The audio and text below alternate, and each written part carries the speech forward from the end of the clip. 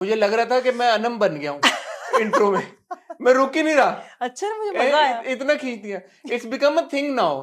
लोगों ने एक दूसरे को कहना शुरू कर दिया है, तुम अनम बन गए हो। देखिए, कोई अगर बात शुरू करता है और वो गलत बात होएगी अगर मेरे साथ, तो फिर तो मैं घर तक पहुंचा के आऊंगी। मेरा ये असूल है ये तो लाइफ मुझे में। पता लग गया है।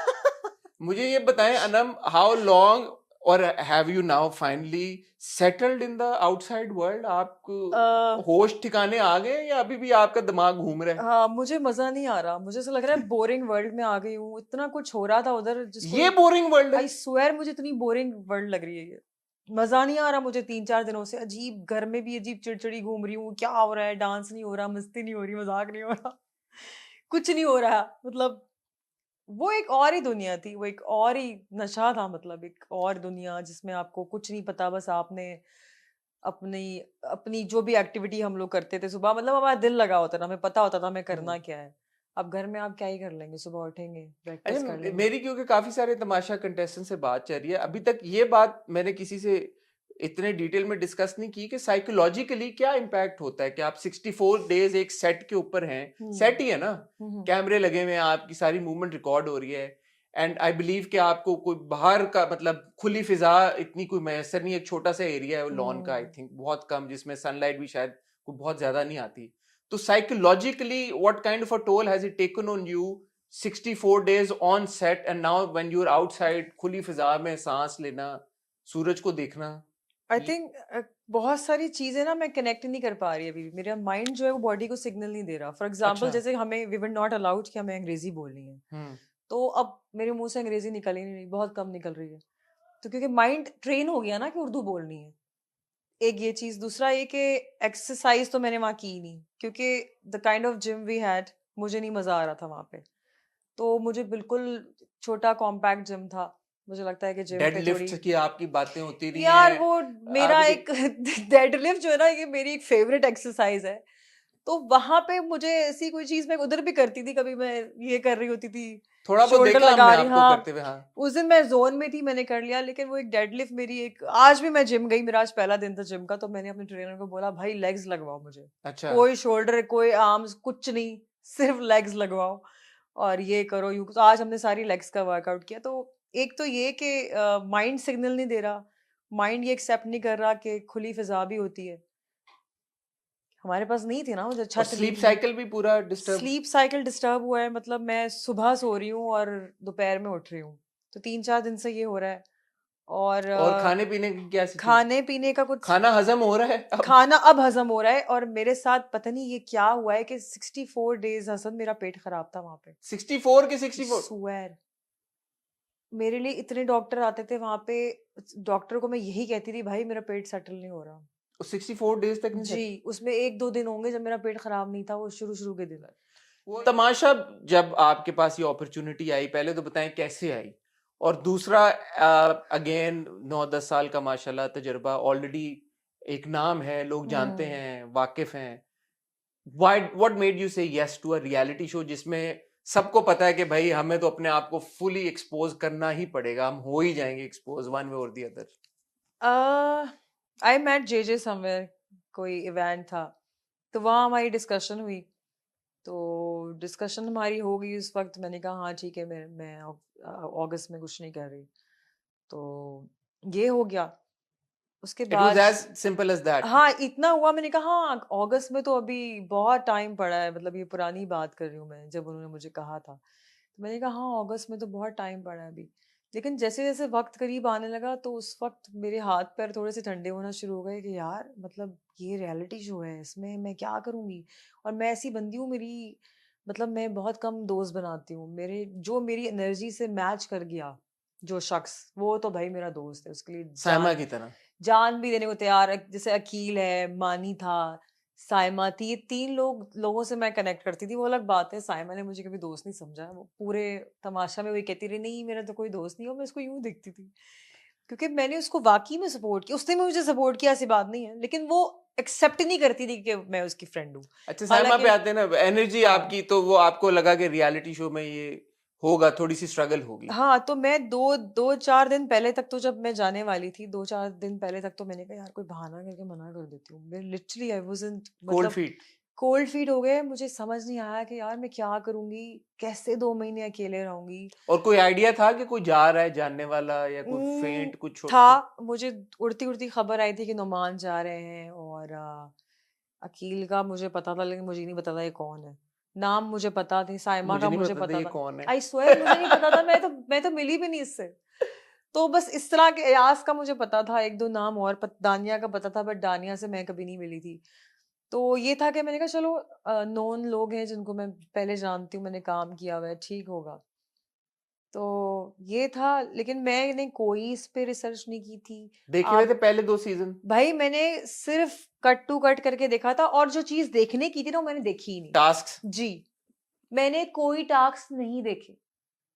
आई स्वेयर मैं झूठ नहीं बोल रही। देखे ही, पता ही नहीं था जी कि क्या नहीं, मैंने टास्क है। सिर्फ टॉकी देखी कि लोग बात क्या कर रहे हैं उधर। जो चीज देखने की थी Hasan, I am such a stupid woman, मैंने वो टास्क ही नहीं देखे कि लोग खेल कैसे रहे, जिस पे पूरा गेम तो इन्हिसार करता टॉकी जब था। देख रही थी, क्या सीखा उससे आपने? कुछ नहीं सीखा, मैंने कहा तो बातें कर रहे हैं। मैंने कहा ये तो बातें और क्या करना था मैंने उन्होंने? कहा ये कर रहे हैं, मैंने कहा ओह बहुत इजी है, मैंने कहा ये तो मैं कर लूंगी, बातें तो करनी है। पहले दिन जब आप गई फिर और आपने बाकी के 17 लोगों को देखा, पहली थॉट क्या आई दिमाग में कि ये मैं कहाँ फंस गई हूँ, ये मैं किधर? एग्जैक्टली ये मैंने कहा ब्रो कहाँ फंस गई यार, कैसे कैसे लोग हैं, मतलब नहीं मतलब किसको देख के आपको लगा कि ऐसे कैसे लोग हैं? मैंने कहा यार मतलब नॉट बुरे सेंस में नहीं, लेकिन एक होता है ना कि नहीं मिल रही आपकी केमिस्ट्री, नहीं मैच हो पहला रही है। इंप्रेशन ही आपको लग गया किसी से हाँ नहीं मिल मुझे रही? लगा कि यार मेरे तो यहाँ कोई दोस्त नहीं बनने वाला। तो अकील को देख के मुझे लगा हाँ यार ये बन सकता है, और पता नहीं क्यों उसके साथ उसके साथ एक दो बातें करने के बाद मुझे लगा हाँ यार मेरा ये बन सकता है दोस्त। वजह क्या? आप पता नहीं कुछ था ऐसा, एक होता ना एक एनर्जी मिल रही है, आपकी वाइब वाइब्स आ मैच? रही हैं आपको। तो वो थोड़ा सा मुझे लगा हाँ यार ये अपने टाइप का है, इससे बन जाएगी। ये मुझे फीलर आया अगेन, उसको आए हुए चंद लम्हे ही हुए थे, तो बस यही फीलर आया था कि इससे बन जाएगी। मानी का नहीं फील आया तो सोता आपको? यार मानी तो झुकते जो मारना शुरू हुए थे आते ही, तो मैंने कहा यार ये तो बहुत ही कोई, सॉरी टू से मतलब बुरे उसमें नहीं कह रही, मैंने कहा यार ये तो बड़ा शोधा टाइप का कोई शोधा टाइप का इंसान है। मेरे दिल में पहला इंप्रेशन ये था। अच्छा अब मैं एंजॉय भी करती थी, वो जो बातें करते थे मुझे बहुत मजा आता था, मुझे इतना मजा आता था कि सबसे ज्यादा मैं उनकी बातें में एंजॉय करती थी, और मैं दिल से हंसती थी। एक होता है ना कहका मार के हंस के, मतलब ये वाली हंसी नहीं ये वाली मुझसे कभी हंसी मैंने, ऐसी हंसी मैंने कभी निकाली नहीं। मैं खुल के हंसती हूँ, जो कहका होता हाँ, है वो तो ना। देखा हमने। हाँ मुझे अच्छा लगता है, ऐसे थेरेपी। लोग तो हंसने की थेरेपी करते हैं पड़ोसी मुल्कों और में। किसको देख के ये लगा यार कि इससे तो भाई दूर ही रहो तो अच्छा है? शुरू, बिल्कुल यार शुरू, फर्स्ट इंप्रेशंस की बात करो। मैं भले बाद में इंप्रेशन चेंज हो गया उसका, लेकिन यू वर लाइक यार ओ भाई थोड़ा सा। एक लड़की थी मानूर, उसकी मुझे समझ नहीं आई। मानूर? हाँ थी। मानूर की मुझे पता नहीं समझ नहीं आई कि वो, अभी तक नहीं आई समझ? मुझे अभी तक मानूर खत्म की होने के समझ नहीं। बाद भी नहीं समझ हाँ आई? आई एम श्योर मिली होंगी मैं कहीं पे मिली हूँ, फिलहाल। लेकिन उससे मेरा इंटरेक्शन नहीं हुआ इतना। अच्छा। तो महानूर की मुझे समझ नहीं आ रही थी उधर कि what kind of personality she is. Hmm. Plus वो लड़कियों ने ग्रुप वहां बना लिए थे और मेरा कोई ग्रुप नहीं था, मैं अकेली चल रही क्या थी। वजह बनी इसकी? आई थिंक मुझे लड़कियां पसंद नहीं करती, क्यों? Because I am comparative, I am intelligent, I am not just this, मेरे पास दिमाग भी है, मैंने पढ़ा लिखा भी है, मैं सियासत पे भी बात कर सकती नहीं हूँ। तो ये तो मैं ये अजम्पशन होगी कि नहीं बाकी असम्पशन लड़कियां नहीं नहीं है, कर नहीं सकती। नहीं नहीं नहीं, मैं सियासत पे भी बात कर सकती आपका हूँ। नहीं, बाकियों का कह रहा हूँ कि टू अज्यूम के बाकी नहीं कर वो सकते। वो बात नहीं कर सकती जो शायद मैं कर सकती हूँ।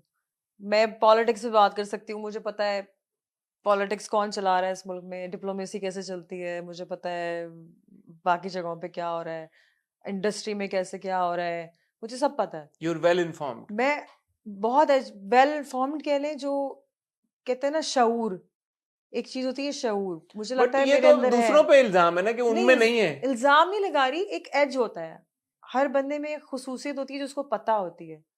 तो मुझे लगता है मुझे और जो आपके को कंटेस्टेंट से आपको लगा उनमें से किसी में उस लेवल का शऊर शायद नहीं है?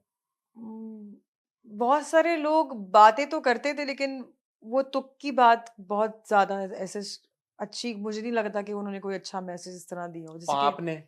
मुझे लगता है कि मैंने बहुत सारे अच्छे मैसेजेस दिए हैं। जैसे कि जैसे कि हमारी बात भी हो रही थी कि 65% खवातीन है इस मुल्क में, जिसमें से पढ़ बहुत कम रही हैं, हमारा मुल्क जो है एग्रीकल्चर पे डिपेंड करता है। बहुत सारी ख़वातीन गाँव देहातों में जो अनपेड काम कर रही हैं, जिसको अगर आप कंबाइन करें तो बिलियंस की इकॉनमी बनती है वो। तो वो पैसे कंट्रीब्यूट नहीं हो रही इकॉनमी बिकॉज़ वो अनपेड है। ये बहुत बड़ा मसला है जिस पे कोई बात नहीं कर रहा। आपने ठीक है, तमाशा में की थी? मैंने ये बात दबे-दबे लफ्ज़ों में कही थी बिकॉज़ बहुत सारी बातें हम नहीं कर सकते, पॉलिटिकल बातें करना अलाउ नहीं था, रिलिजियस टॉक्स हमें अलाउ नहीं थी। मुझे ये भी बात करनी थी कि हम ठीक है, हम बात कर रहे हैं ग्रीन पाकिस्तान, हम बात कर रहे हैं पाकिस्तान की तरक्की की, बट क्या हम ये बात कर रहे हैं कि हमारी कंट्री में माइनॉरिटीज़ के साथ क्या सलूक हो रहा है? हम बात तो करते हैं इंडिया में मुसलमानों के साथ क्या हो रहा है, वो वहाँ माइनॉरिटी हैं, बट क्या हम ये बात करते हैं हमारे मुल्क में क्या हो रहा है? जब आप किसी मुल्क को देखते हैं, तो आप उस मुल्क को किस तरह नापते हैं कि वो मुल्क कितना तरक्की कर रहा है? इन चीज़ों से, कि ख़वातीन कितना पढ़ रही हैं, बच्चे कितना पढ़ रहे हैं, मर्द कितना पढ़ रहे हैं, आपके मुल्क में माइनॉरिटीज़ के साथ क्या हो रहा है? ये वो है ना इंडिकेटर्स हैं, ये सोशल इंडिकेटर्स हैं। तो मैंने इन टॉपिक्स से मैंने बात करनी थी जो मैं इस पे बात नहीं कर पाई, मुझे अफ़सोस है। दूसरा कर और नहीं पाई क्योंकि रिस्ट्रिक्शंस क्योंकि होती हैं? रिस्ट्रिक्शन है, हम कुछ ऐसी बात करते थे, हमें मना कर दिया जाता था। मुझे बहुत दफ़ा मना किया गया कि पॉलिटिक्स, रिलिजन में अच्छा, बात ना करें, आपको बाकायदा मना किया गया है। कि रिलिजन या माइनॉरिटी से बात ना करें। और दूसरा मैंने फिर भी मैसेज बहुत देने की कोशिश की। मैंने मवाज़ना किया हमारे पड़ोसी मुल्क का हमारे साथ कि वो जो स्पेस प्रोग्राम था, it was led by women, वो हुँ। ख़वातीन ने लेड किया। तो मुझे खुशी होगी कि हमारी ख़वातीन इस मुल्क में ऐसे कोई काम करें कि हमारे पड़ोसी मुल्क वाले कहें यार पाकिस्तान की औरतें देखो हुँ। स्पेस प्रोग्राम लीड कर रही हैं। तो मैंने ये भी कहा कि मैं चाहती हूँ कि यार जो हमारी ख़वातीन इस मुल्क में पढ़ें, उनके साथ इक्वालिटी का सलूक होना चाहिए। चाहे वो ऑर्गेनाइज़ेशंस हों, चाहे वो स्कूल हों, चाहे वो यूनिवर्सिटीज़ हों, उनको उनको सपोर्ट करना चाहिए। चाहे उनके वो बाप हो, भाई हो, शौहर हो, ससुराल हो, जब तक आप उनको सपोर्ट नहीं करेंगे, एक मेजर चंक है वुमेन पॉपुलेशन का जो इकॉनमी में कंट्रीब्यूट ही नहीं कर रहा बिकॉज़ उनको इजाज़त नहीं है काम करने